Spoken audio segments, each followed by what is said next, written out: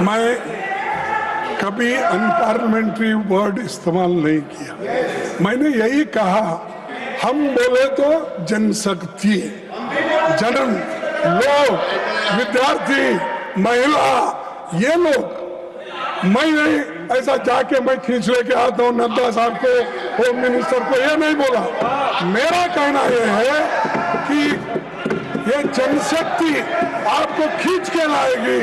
कम से कम आके सदन में बैठो, बोलो, सुनो, रिप्लाई दो। अब हमेशा हर चीज का हमारे पास हमदर्द बोल के कोई औषध था, तेज नहीं, जिंदा तिलिस्मात। हर बीमारी को जिंदा तिलिस्मात, फीवर आने दो जिंदा तिलिस्मात, और कोई को बुखार आ गया वो जिंदा तिलिस्मात, अच्छा खांसी आ गई जिंदा तिलिस्मात, उसका नाम ही जिंदा तिलिस्मात। हर कौन सी बीमारी आने दो, लोग हैदराबाद में वो जिंदा तिलिस्मात ही देते थे साहब। तो वैसा इनके पास कोई नहीं। हमेशा जो अपने पोर्टफोलियो के विषय रहते हैं, ठीक है, एक आधा बार हमारे स्टेट मिनिस्टर्स उनके तरफ से बोलेंगे, कोई बहुत ही अर्जेंट काम है, ठीक है वो बोलेंगे, लेकिन हमेशा सारी बात नड्डा साहब को लगा देते हैं। वो नड्डा साहब हर चीज का वो निभाते हैं। और उसके बाद अब जितेंद्र सिंह आए, हर चीज को उनको आगे करते हैं। और ये सब क्या है, ये सब जिंदा तिलिस्मात का काम कर रहे हैं। छोड़ो सर, 20 जुलाई की घटना के तुरंत बाद सरकार को देश के सामने पूरी सच्चाई रखनी चाहिए थी, लेकिन हैरानी है कि इतनी बड़ी घटना के बाद भी आज तक मैंने कहा पीएम या एचएम अपनी बात नहीं रखे, इसके बारे में रिग्रेट भी नहीं करें। रात के 12 बजे, रात के 10 बजे इंस्टाग्राम उसमें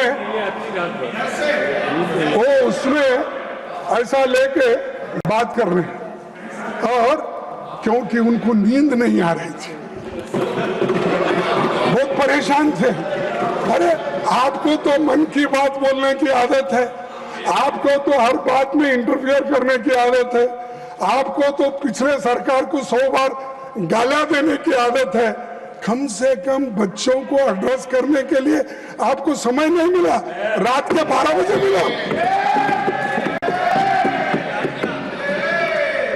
और दूसरे बात, धन्यवाद, धन्यवाद, वो भी रात के 12 बजे।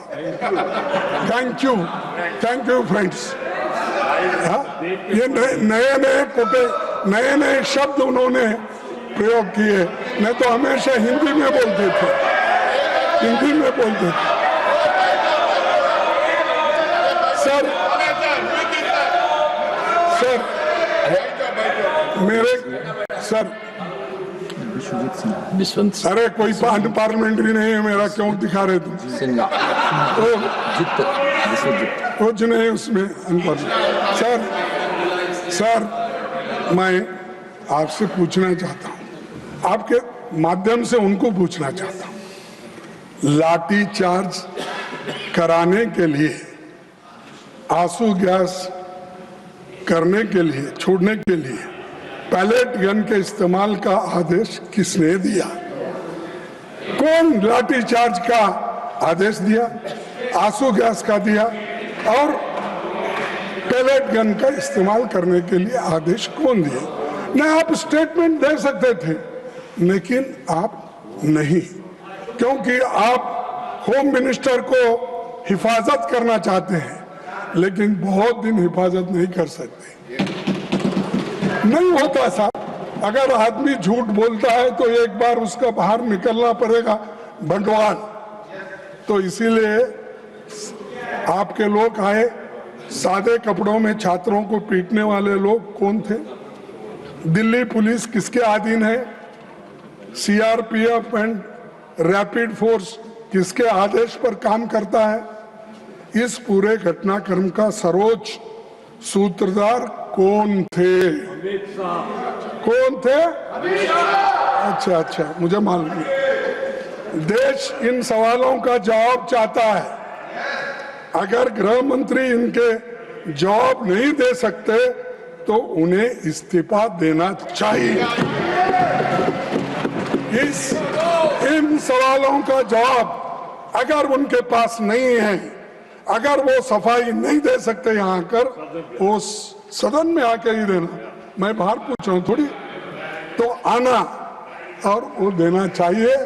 और खासकर इस कारणों के लिए, इस वजह से वो जिम्मेदार है, उनको इस्तीफा देना चाहिए और प्रधानमंत्री उनको पूछना चाहिए। लेकिन प्रधानमंत्री की हिम्मत होती है या नहीं मुझे मालूम नहीं, लेकिन ये उसके जिम्मेदार है जो चीजें मैं आपके सामने रखा। अगर वे इस्तीफा नहीं देते तो प्रधानमंत्री को उन्हें पद से हटाया जाना चाहिए और दूसरे बर्खास्त करना चाहिए। यह सिर्फ दिल्ली का मामला नहीं है, बिहार, उत्तर प्रदेश, आसाम में छात्रों पर हुई बर्बरता पर भी केंद्र सरकार चुप क्यों है?